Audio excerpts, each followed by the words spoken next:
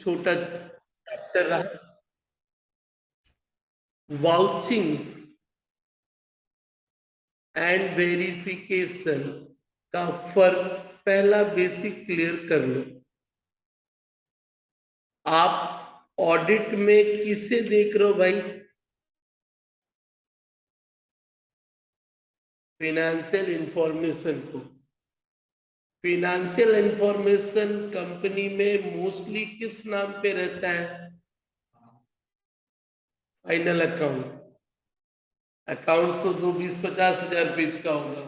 Obviously accounts तो देख ही रहे, लेकिन ट्रायल बैलेंस के बाद आप अपना क्या बना रहे हो? Trading PL file account. Company तो पीएल स्टेटमेंट बना रही है। तो वो जो अकाउंट्स में जो भी कुछ उस पीएल बैलेंस शीट में है, वो उसमें कहां से आया? लेजर से बैलेंस होके आया। लेजर में कोई चीज कहां से आया? जर्नल से आया। जर्नल से जो आया, अब वो डे बुक हो, कैश बुक हो, कुछ भी हो, जर्नल में कहां से आया? तो जर्नल में भी हुआ कि कोई ना कोई अपने आप में क्या रहा है? ट्रांजेक्शन है। तो वो ट्रांजेक्शन ही लास्ट में तुम्हें फाइनल अकाउंट के कहा मिल रहे हैं? Trading PL and what? Balance sheet. एक सिंपल सा जवाब है।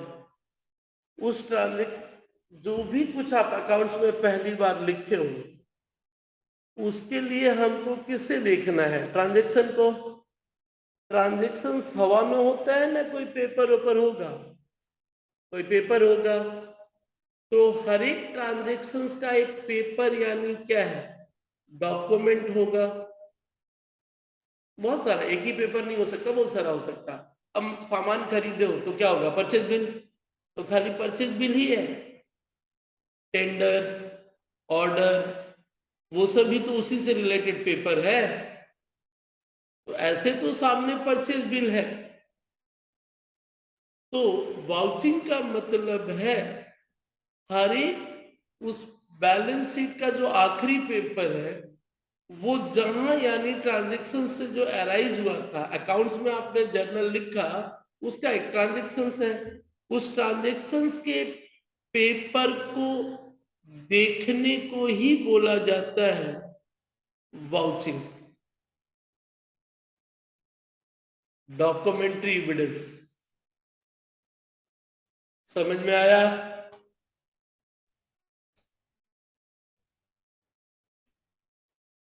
वाउचिंग मतलब हमारे बुक्स में जो भी रिकॉर्ड हुआ है, उसका क्या देखना है? Documentary evidence.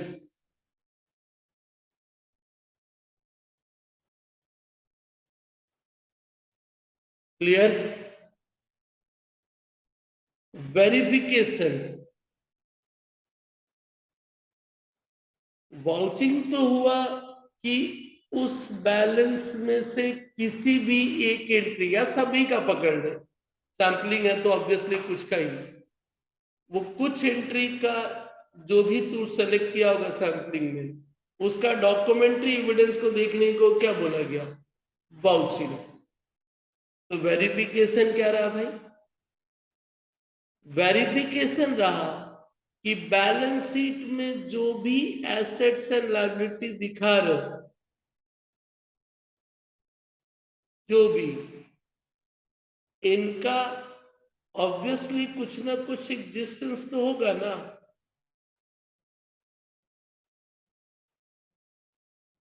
बैलेंस शीट में जो भी एसेट्स एंड लायबिलिटी है, वो तो चल उसका वाउचर आज क्या 10 साल पहले भी खरीदा होगा तो आज आया होगा।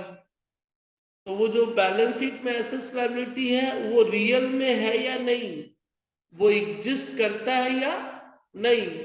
फर्नीचर तो भाई चलो फर्नीचर दिखाओ, स्टॉक तो चलो स्टॉक दिखाओ, लोन तो लोन का इंफॉर्मेशन दो।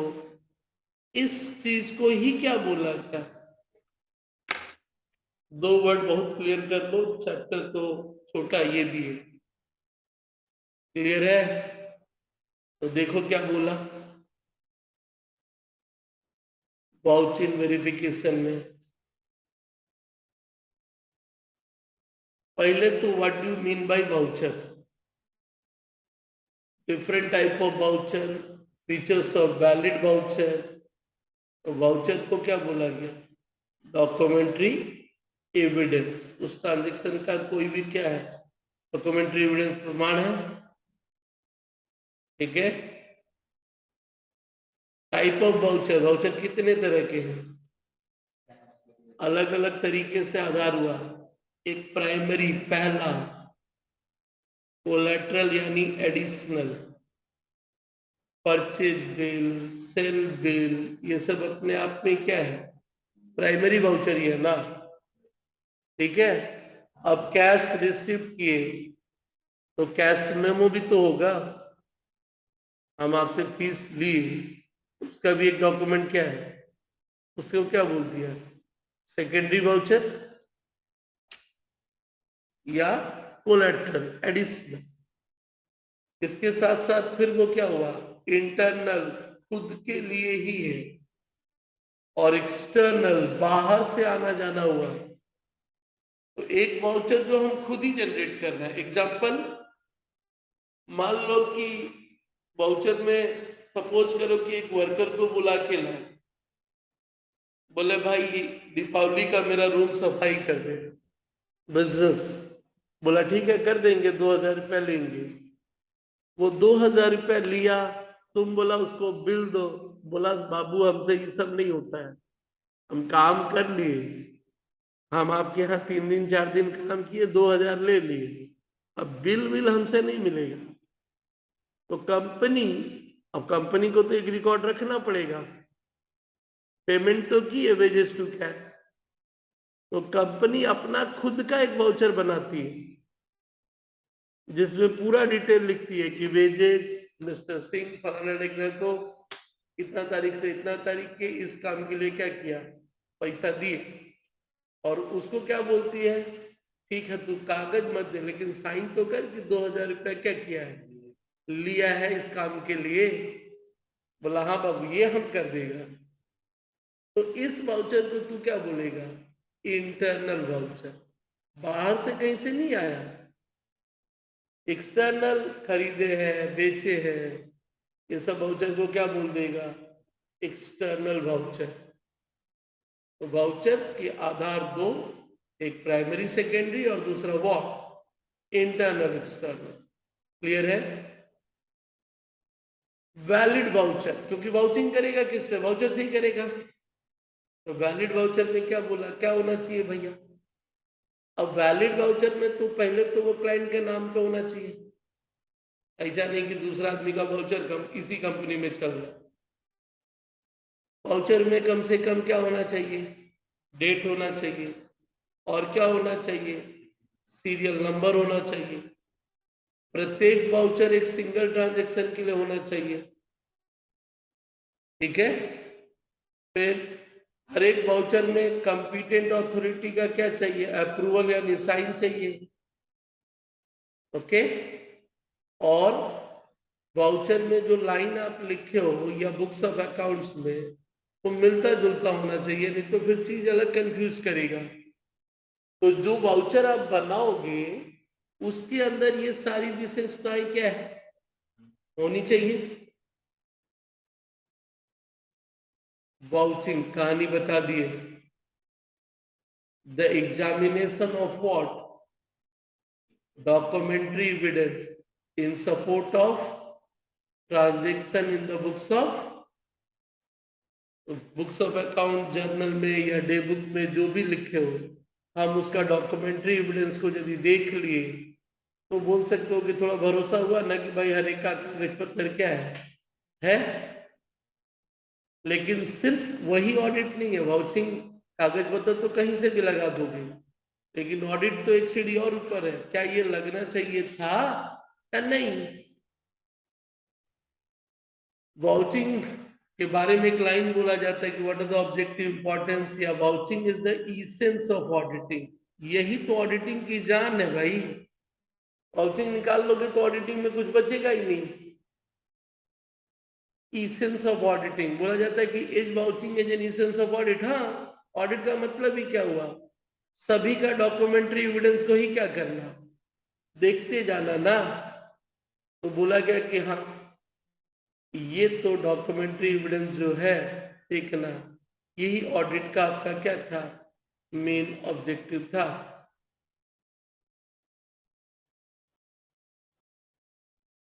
ठीक है, बाकी पढ़ने के बाद कुछ बातें हो तो पूछ लेना। फिर चला आगे, रूटीन चेकिंग एंड वाउचिंग क्या दोनों एक दूसरे के कॉम्प्लीमेंट्री है? बोला ना भाई, वाउचिंग अलग चीज हो गया। रूटीन तो कभी कभार चल कि प्लस माइनस सब ठीक ठाक हो रहा है या नहीं हो रहा।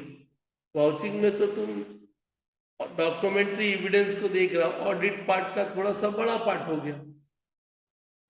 तो बोला कि ना, दोनों के दोनों अलग है, कंप्लीमेंट्री नहीं है कि एक होगा तो दूसरा होगा ही। रीजन नीचे दिया है, कौन कौन से कारण है जिसके कारण रूटीन चेकिंग अलग और वाउचिंग क्या है, अलग। रूटीन चेकिंग बोला खाली प्लस माइनस के लिए होता है, अर्थमेटिकल एक्यूरेसी। और वाउचिंग किस लिए होता है, authenticity and what, proprietary.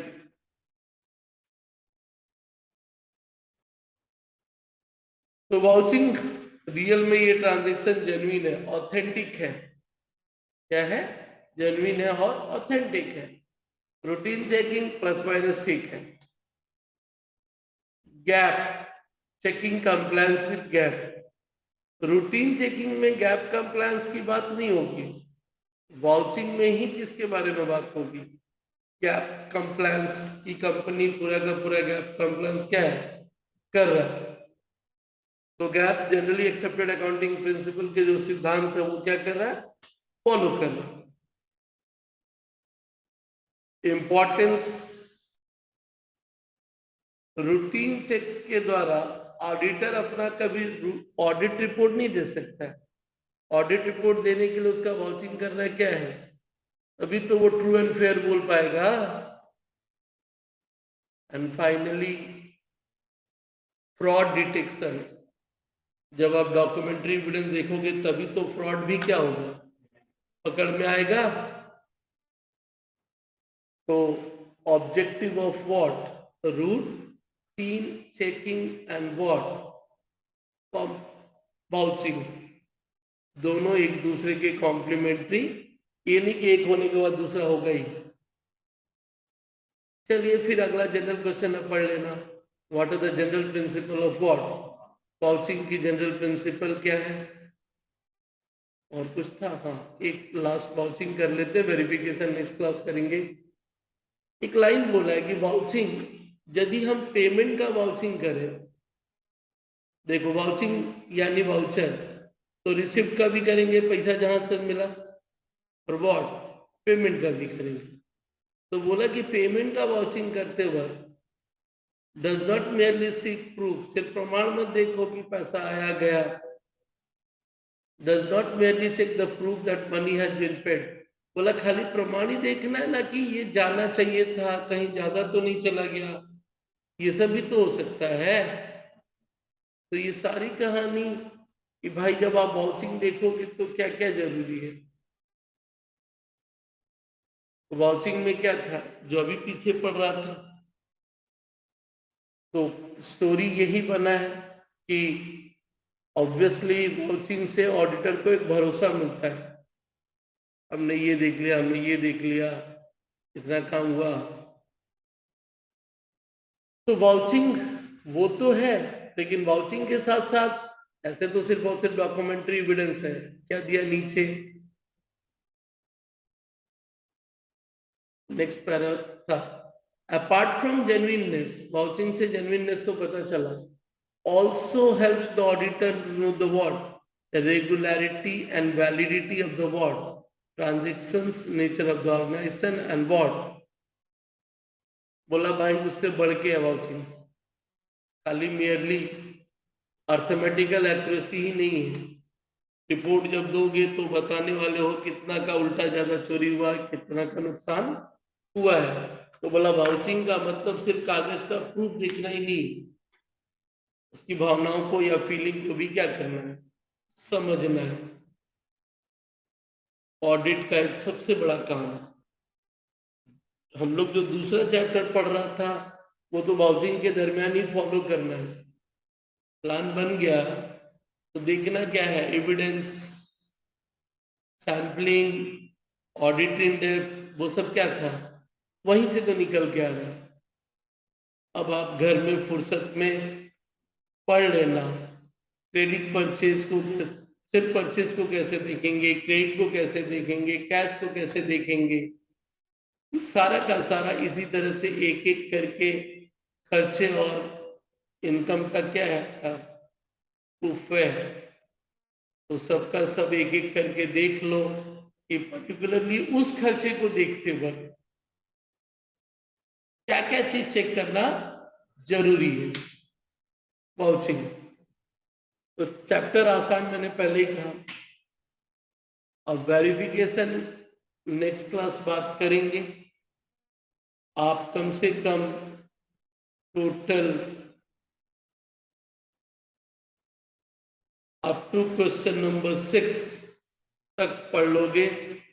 Verification का छोटा हिस्सा नेक्स्ट क्लास। तो वाउचिंग बेसिकली होता ही किसका है, रिसिप्ट एंड पेमेंट का, क्योंकि वो तो बात बीत गई है भाई। मान लो कि फिक्स एसेट्स खरीदे हो तो ही तो वाउचिंग जर्नल में क्या होने वाला, जाने वाला। ज्यादातर ट्रांजेक्शन तो नॉन कैश ही है,